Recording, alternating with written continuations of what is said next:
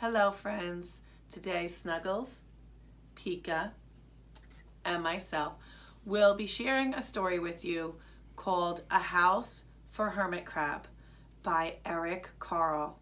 Time to move, said Hermit Crab one day in January. I've grown too big for this little shell. He had felt safe and snug in his shell, but now it was too snug. Hermit Crab stepped out of the shell and onto the floor of the ocean. But it was frightening out in the open sea without a shell to hide in. What if a big fish comes along and attacks me? He thought. I must find a new house soon. Early in February, Hermit Crab found just the house he was looking for.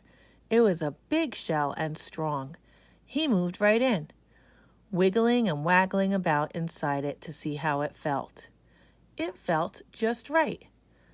But it looked so plain, thought Hermit Crab. In March, Hermit Crab met some sea anemones.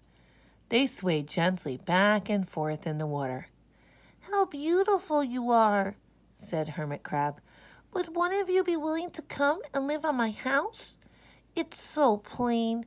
It needs you. I'll come, whispered a small sea anemone. Gently, Hermit Crab picked it up with his claw and put it on his shell. In April, Hermit Crab passed a flock of starfish moving slowly along the seafloor. How handsome you are, said Hermit Crab. Would one of you be willing to decorate my house? I would, signaled the little sea star. Carefully, Hermit Crab picked it up with his claw and put it on his house. In May, Hermit Crab discovered some coral. They were hard and didn't move. How pretty you are, said Hermit Crab. Will one of you be willing to help make my house more beautiful? I would, creaked a crusty coral.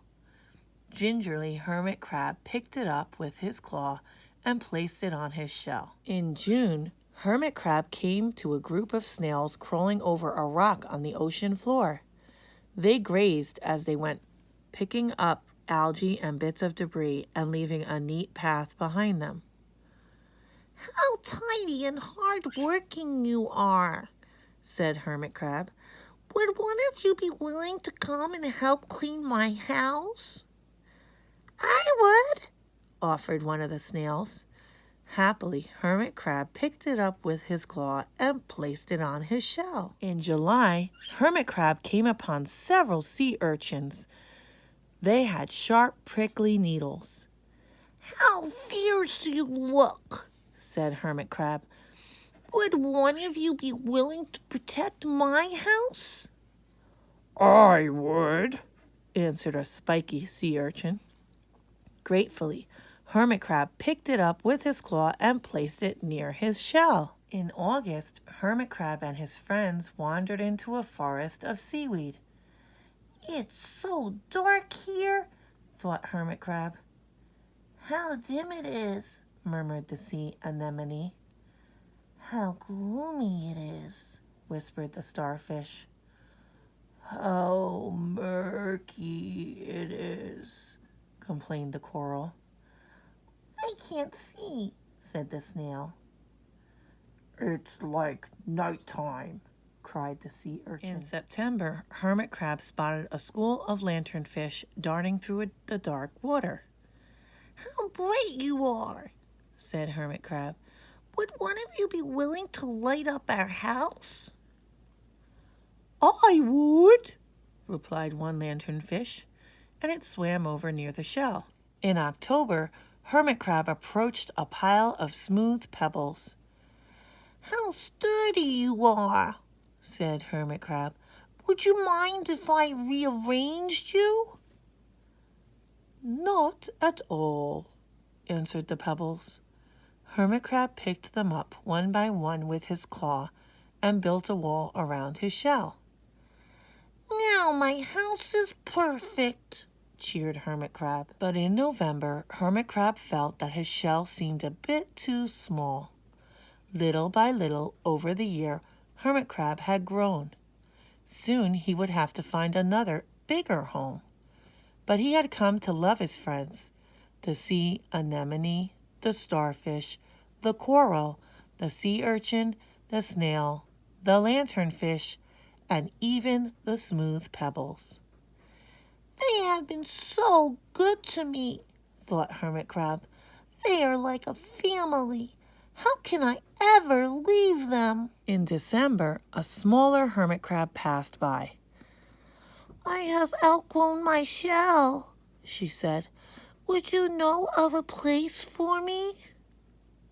I have outgrown my house too, answered Hermit Crab. I must move on. You are welcome to live here, but you must promise to be good to my friends. I promise, said that little crab. The following January, Hermit Crab stepped out and the little crab moved in. Couldn't stay in that little shell forever, said Hermit Crab as he waved goodbye. The ocean floor looked wider than he had remembered, but Hermit Crab wasn't afraid. Soon he spied the perfect house, a big, empty shell. It looked, well, a little plain, but sponges, he thought. Barnacles, clownfish, sand dollars, electric eels. Oh, there are so many possibilities. I can't wait to get started.